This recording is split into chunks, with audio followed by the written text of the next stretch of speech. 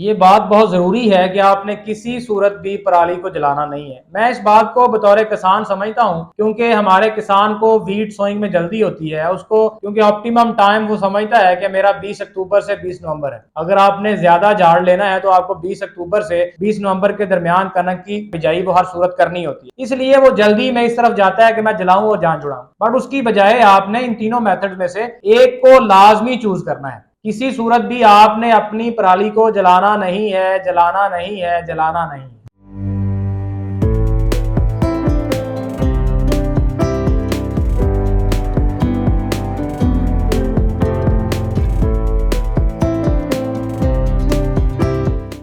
بسم اللہ الرحمن الرحیم۔ میرے پیارے ناظرین اور سامعین، میں ہوں آپ کا بھائی حافظ وسیع محمد خان، اور یہ ہے آپ کا جانا پہچانا یوٹیوب چینل حافظ وسیع ٹی وی۔ سامعین، آپ کو پتہ ہے کہ اس یوٹیوب چینل کا مقصد اصل یہ ہے کہ ہم کسانوں کو بر وقت آگاہ کریں کہ آنے والے وقت میں انہوں نے کیا کرنا ہے۔ آج میں دیکھ رہا ہوں کہ ہمارا مونجی کا کاشتکار جو ہے وہ اپنی مونجی کو ہارویسٹ کر رہا ہے، اور اب اس کے ذہن میں ایک ٹارگٹ ہے، اور وہ ٹارگٹ یہ ہے کہ میں بر وقت بغیر کسی پرابلم کے اپنی گندم جو ہے وہ میں کاشت کر سکوں۔ اب اس کے راستے میں ایک رکاوٹ ہے، اور وہ ہے پرالی، اور جس کی اچھی خاصی مقدار اس کو جلانا پڑتی ہے۔ اب اس کے پاس آپشنز کون سے ہیں تاکہ وہ بر وقت گندم کی کاشت کر سکے، کینولا کی کاشت کر سکے، یا کسی اور چیز کی ونٹر کراپ کی وہ کاشت کر سکے۔ ایک تو اس کے لیے آپشن یہ ہے کہ وہ اس پرالی کو جلا دے جس طرح اس کا باپ جلاتا رہا ہے، دادا چلاتا رہا ہے اور پردادا چلاتا رہا ہے۔ لیکن آج کے دور میں اگر وہ جلائے گا تو دفعہ 44 لگی ہوئی ہے، اور سیدھا اس کو جیل جانا پڑے گا۔ دوسری چیز یہ ہے جو اس سے بہتر ہے، اور وہ یہ ہے کہ وہ اس کو سکھائے، اس کی ہے بنائے اور اس کو محفوظ رکھے، تاکہ آئندہ آنے والے 3 مہینے سردی کی جو ہیں اس میں جب چارہ نہیں ملے گا تو وہ اگر بیچنا چاہے تو وہ بیچ سکتا ہے،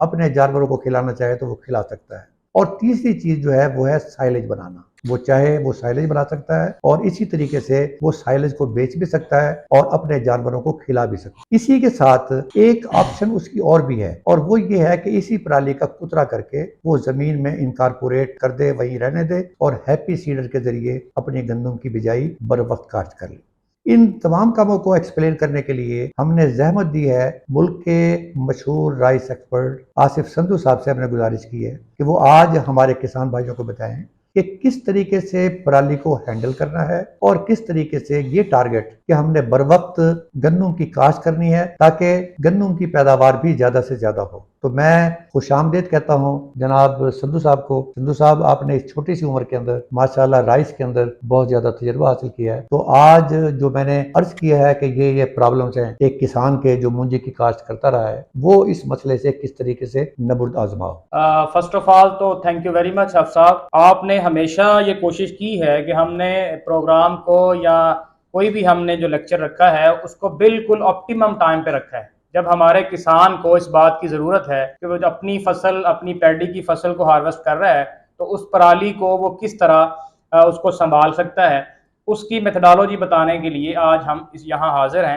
میں بہت شکر گزار ہوں حفظ صاحب کا۔ تو آج ہم اس بات کو ڈسکس کرنا چاہتے ہیں کیونکہ ابھی پیک سیزن چل رہا ہے پیڈی کی ہارویسٹنگ کے حوالے سے، تو ہم یہ چاہتے ہیں، ہم یہ دیکھنا چاہتے ہیں، اپنے فارمرز کو بتانا چاہتے ہیں کہ ہم جو ہماری مونجی کی باقیات ہیں جس کو پرالی کہا جاتا ہے اس کو ہم کس طرح سنبھال سکتے ہیں۔ اس میں 4 میتھڈز ہیں۔ پہلا تو یہ ہے کہ آپ اسی فیلڈ کے اندر انکارپوریٹ کر دیں، دوسرا یہ ہے کہ آپ اس سے ہے بنا لیں، تیسرا ہے کہ آپ اس سے سائلیج بنا لیں، اور چوتھا جو میتھڈ بڑا ڈینجرس ہے کہ آپ اس کو جلا دیں اور دفعہ 44 کے تحت جیل جائیں۔ تو یہ فارمرز پہ ہے کہ وہ ان چاروں میں سے کس کو چوز کرتے ہیں۔ ہم جو بہترین میتھڈز ہیں وہ آپ کے سامنے رکھیں گے تاکہ اس سے آپ ہیلپ لے کے اپنی اس پرالی کو سنبھال سکیں۔ اس میں سب سے ضروری بات یہ ہے کہ آپ نے اس پرالی کو جلانا نہیں ہے، کیونکہ دفعہ 44 کا نفاذ یہاں ہے۔ اگر آپ دفعہ 44 کے تحت جیل جاتے ہیں، ایک تو سب سے پہلے جو چیز متاثر ہوگی وہ آپ کی ویٹ سوئنگ ہے، اور اس کے ساتھ جو آپ جرم کریں گے وہ یہ ہے کہ آپ اپنے ارد گرد موجود لوگوں کی صحت کو خراب کریں گے، آپ فضائی آلودگی میں اپنا جو حصہ ڈالیں گے، وہ بھی بڑی خطرناک بات ہے۔ جس طرح سموگ کا ایشو ہمارے پاکستان میں ہے، جس کی وجہ سے ہی دفعہ 44 نافذ ہے، لوگوں پہ پرچے ہوں گے، ایف آئی آرز ہوں گی، اور ڈیفینیٹلی آپ جیل جائیں گے۔ تو آپ نے کسی صورت بھی پیڈی کی جو باقیات ہیں ان کو جلانا نہیں ہے۔ اب ان کو آپ نے کس طرح مینج کرنا ہے؟ سب سے پہلے تو آپ اس کی باقیات کو، ابھی کیونکہ مارکیٹ میں سپر سیڈر کے نام سے جو ہمارا پی ٹی او سے چلنے والا انسٹرومنٹ آیا ہے، آپ اس کی مدد سے اگر अपनी वीट की सोइंग करते हैं तो आपको उसको जलाने की जरूरत भी नहीं है, उसको इकट्ठा करने की जरूरत भी नहीं है। आप उसी फील्ड में उस सुपर सीडर की मदद से आप अपनी वीट की सोइंग कर सकते हैं। मैं उसको जरा मजीद एक्सप्लेन कर दूं कि वो आप कैसे करेंगे। जब आपकी हार्वेस्टर ने आपकी फसल काट दी है, पैडी की हार्वेस्टिंग हो चुकी है, तो आप दो चीजें हैं ना, जैसे कि हमारे फार्मर्स को पता है कि हमारे पास जो राइस हार्वेस्टर्स हैं उसमें आपके पास दो तरह के मॉडल्स मौजूद हैं। एक तो आपके पास वो मशीन है जिसको हम हाफ फीड का नाम देते हैं, जो पूरा स्टेम या पराली बना के आपको देती है। आप उसको लेबर की मदद से इकट्ठा करके तो आप अपने जानवरों के चारे के तौर पर से स्टोर कर लेते हैं। दूसरा ये है, अगर आपने उसको यूज किया हाफ फीड को, फिर तो कोई इशू नहीं है, आप बिल्कुल उसी फीड में जो आपके वो स्टेम बचे हैं, जिसको आप हमारे फार्मर सुड्डे या बुत्थे कहते हैं, उसी में आप ट्रैक्टर के पीछे सुपर सीडर को लगा के आप अपनी वीट की सोइंग कर सकते हैं। अगर आपकी फसल गिर चुकी थी, लॉज हो चुकी थी और आपको मजबूरन फुल फीड राइस हार्वेस्टर का इस्तेमाल करना पड़ा है, तो आप उसकी बाकियात को टेडर की मदद से, जो हमारे रोड ग्रास लगाने वाले फार्मर्स हैं वो इस बात से बिल्कुल बाखबर हैं, उस टेडर की मदद से जो पीटीओ शाफ्ट से ट्रैक्टर के पीछे चलता है, आप उस पराली को पूरे फील्ड में इवन आप बिखेर सकते हैं और उसके पीछे आप सुपर सीडर चलाएं, वो बर वक्त जो है आपकी वीट की जो सोइंग है वो हो सकती है। ये तो बेहतरीन तरीका था एक आपकी, उसको आप उसी पराली को इनकारपोरेट कर दें। इनकारपोरेट करने का जो फायदा होगा उससे आपकी जमीन की जरखेजी बढ़ेगी, क्योंकि ये एक रिसर्च है कि जो हमारी पराली है, जो पैडी की बाकियात हैं, उसमें नाइट्रोजन, फास्फोरस और पोटाश मौजूद है।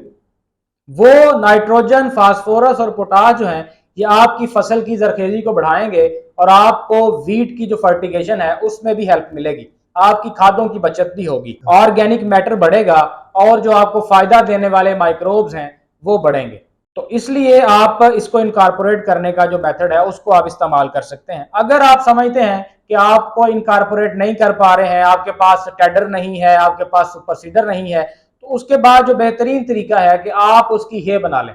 हे का आपको फायदा ये होगा, जब आपकी हार्वेस्टिंग हो चुकी पैडी की बाकियात फील्ड में मौजूद हैं,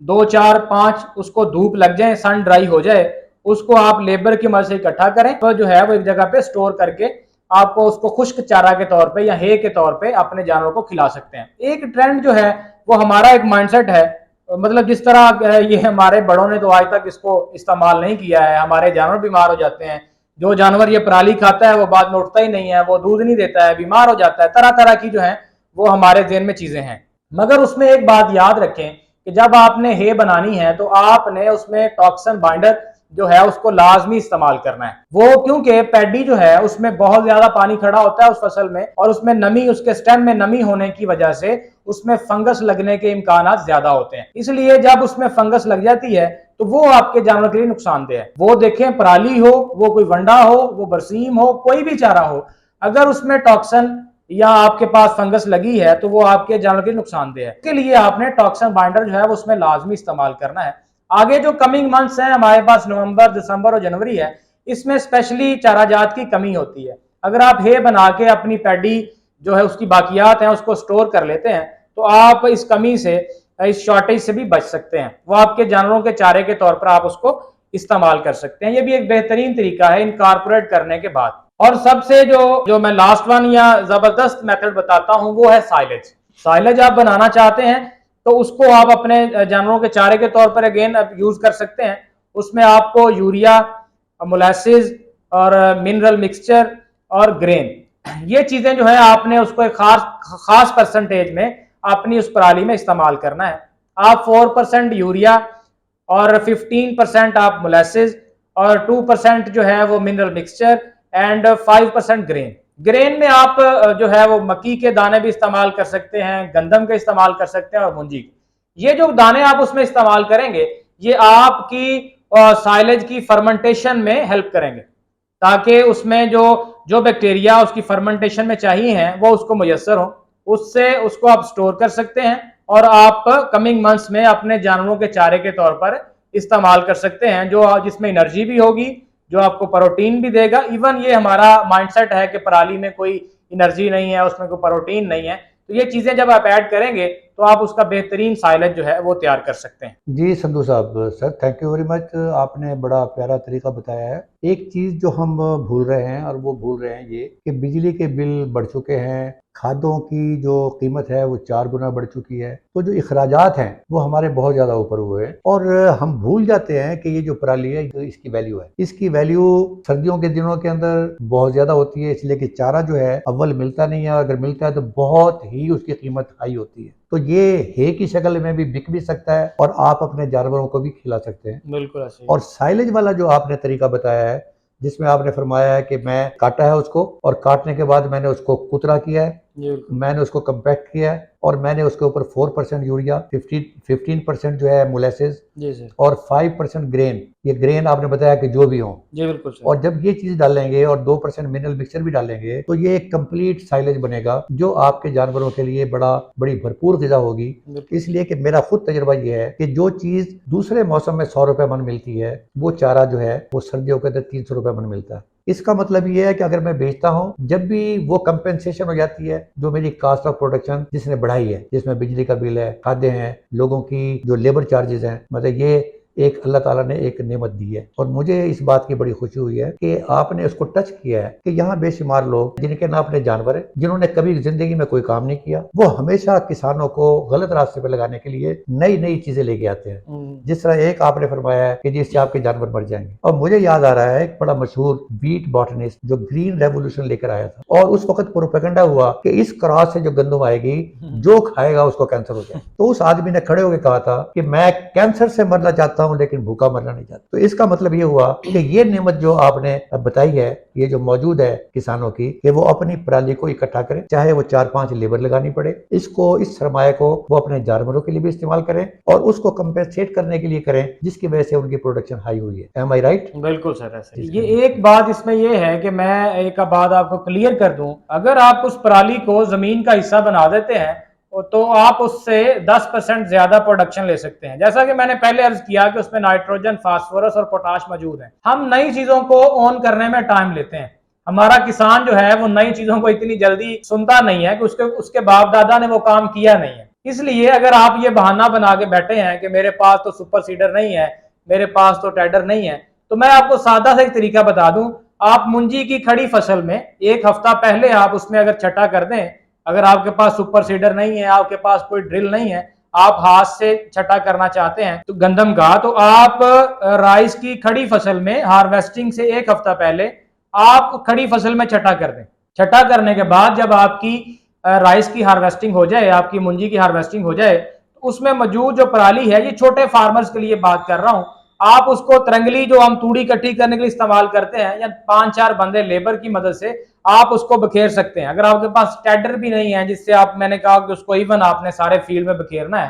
تو آپ اس کو لیبر کی مدد سے، یا آپ اپنی جو مینول ترنگلی ہے یا کسی ہے، کسی بھی طرح آپ اس کو بکھیر سکتے ہیں اوپر پرالی۔ جب اس کو آپ بکھیر دیں گے اور ساتھ آپ پانی لگا دیں گے تو ایک بہترین طریقہ ہوگا جس کی مدد سے آپ نے اس پرالی کو اس فیلڈ میں آپ نے اس کو زمین کا حصہ بنایا یا انکارپوریٹ کر دیا۔ سر آخر میں میرے 2 چھوٹے سوال ہیں۔ جی سر۔ ایک سوال تو یہ ہے کہ یہ جو آپ کا آئیڈیا ہے کہ آپ نے سائلج بنایا اور پورا آپ نے بتایا، جی سر۔ اگر میں مونجی ڈال دوں گرین کی جگہ پر، جو آپ نے مکئی بتائی ہے، گندم بتائی ہے، تو مونجی جو میرے پاس موجود ہے فری میں آلموسٹ، وہ میں ڈالوں، ول اٹ ورک؟ یس سر، بالکل آپ منجی کو استعمال کر سکتے ہیں۔ میں نے کہا گرینز آپ کسی بھی شکل میں، آپ مکی، گندم یا منجی، اور منجی سب سے بہترین اس لیے ہوگی کیونکہ آپ کے پاس موجود ہے، آپ کے پاس اویلیبل ہے، اور آپ اسی کو آپ اس میں آپ جو سائلج بنائیں گے اس میں آپ 5% گرین کی صورت میں آپ منجی کو ہی استعمال کر سکتے ہیں، جو اس میں انرجی کا جو لیول ہے آپ کے سائلج میں اس کو بڑھائے گا۔ میرا دوسرا سوال ہے، مطلب ٹاکسن بائنڈر اگر ہم استعمال کرتے ہیں، اس کا مطلب یہ ہے کہ 100% گارنٹی ہے کہ وہ جو چھوٹی موٹی فنگس ہونے کا امکان ہے وہ اس کو اکٹھی کر کے اس کو بائنڈ کر لے گا؟ بالکل سر، جو ٹاکسن بائنڈر ہے وہ آپ کے اس سائلج میں یا اس ہے میں، آپ کی اسپیشلی سائلج میں اس فنگس کو لگنے سے روکے گا۔ ہم نارملی ویسے بھی اپنی ڈائٹ میں جانوروں کے علاوہ بھی پتہ نہیں کتنی فنگس ڈیلی لیتے ہیں، تو یہ ایک جو مائنڈ سیٹ بنا ہوا ہے کہ پرالی جو ہے اس سے جانور بیٹھ جاتا ہے، ڈائریا ہو جاتا ہے یا فلاں فلاں، تو آپ ٹاکسن بائنڈر کی مدد سے اس فنگس کو 110% کنٹرول کر سکتے ہیں۔ جو آپ کے جانوروں کو کسی قسم کا نقصان نہیں ہونے دے گا۔ جزاک اللہ سندھو صاحب، اللہ تعالیٰ آپ کو ترقی عطا فرمائے، اور آپ جس طرح قوم کی خدمت کر رہے ہیں رائس کے فیلڈ کے اندر آپ اسی طریقے سے کرتے رہیں۔ مونجی کے کاشتکاروں سے ایک بات کہنا چاہتا ہوں کہ اس مرتبہ بے شمار لوگوں نے سرغاب کا فولیئر سپرے استعمال کیا ہے۔ میری ان تمام لوگوں سے گزارش ہے جنہوں نے فولیئر سپرے کیا ہے کہ وہ لازمی طور پر اس کا ریکارڈ رکھیں، جن فیلڈ کے اندر انہوں نے سرغاب کا استعمال کیا اور جن میں استعمال نہیں کیا، ان دونوں میں پیداوار کا فرق کتنا ہے وہ ہمیں ضرور آگاہ کیجیے گا۔ ونس اگین میں آپ کا شکریہ ادا کرتا ہوں جی۔ تھینک یو اللہ تعالیٰ آپ کو یہ توفیق دیتا رہے آمین کہ آمین آپ لوگوں کی اسی طرح مدد کرتے رہیں، آمین۔ اور میں اپنے سننے والوں کا شکریہ ادا کرتا ہوں۔ وما علینا الا البلاغ المبین۔